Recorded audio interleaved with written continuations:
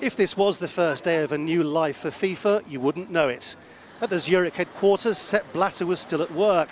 There was a mixed youth game in the grounds, suggesting the kind of sporting purity FIFA's critics say vanished years ago. Bien que les membres de la FIFA... But Blatter's announcement that he was to go was followed by Interpol releasing red notices against several figures from the Americas. Was the net closing on football's great survivor?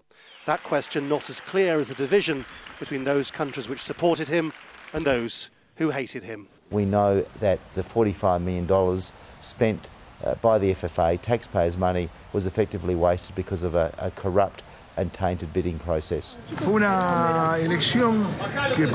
was a decision that shouldn't have been made given what was surrounding him.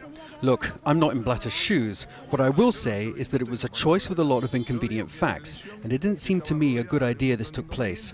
To complicate things still further, it then transpired that the awarding of the 2018 and 2022 World Cups to Russia and Qatar would also be investigated by the FBI. That will surely raise even more anger in Russia about alleged American political interference. It will also make the job of Blatter's successor even more delicate. And who should replace Blatter? Michel Platini of France, perhaps? Or Prince Ali of Jordan would be popular in Europe, but not so much in Africa. The campaign group New FIFA Now believes someone with a true global significance, perhaps even the former head of the United Nations, Kofi Annan, should act as a control figure within the new FIFA to offer a sort of reassurance to everybody.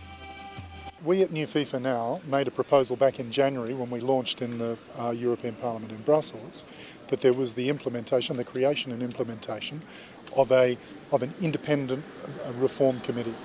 And that needs to be led by an eminent person, someone such as Mitt Romney. Mitt Romney took on the role after Salt Lake City with the IOC and did a great job there.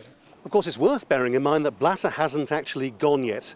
It's not clear how long he's going to hang around for or whether he intends to try to find a successor cut from the same cloth as himself. The trouble for Blatter's opponents is that there is no other obvious unifying figure in world football to move FIFA forward. Of course, none of this is going to be resolved quickly. The question in global corporate football is whether it's actually possible. Laurence Lee, Al Jazeera in Zurich.